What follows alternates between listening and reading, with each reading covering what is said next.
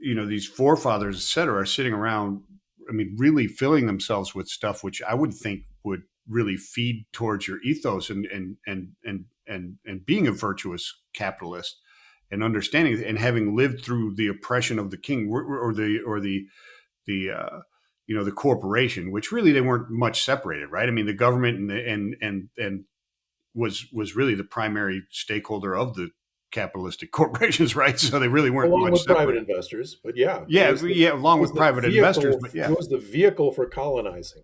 yeah, the vehicle. So where did it go astray?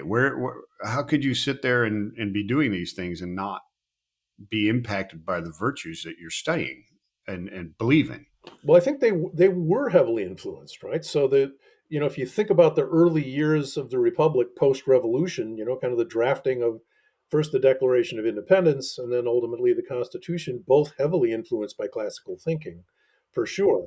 And the idea of virtue, sort of pervaded all of it, right? And Adam Smith's thinking, especially, right? Like, I mean, I think it's important in terms of our discussion about capitalism to realize Adam Smith was certainly not the father of capitalism.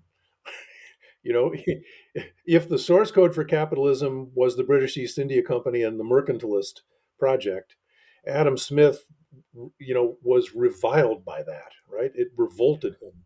He was in fact one of the first anti-corporate activists, right? He detested the British East India Company and wrote negatively about it. Thought it was a huge mistake for England to colonize that way. He was anti-slavery from the very beginning. He thought, the opening up of the New World was the greatest thing that could have happened, but was highly critical of the way the British went about it. Hey,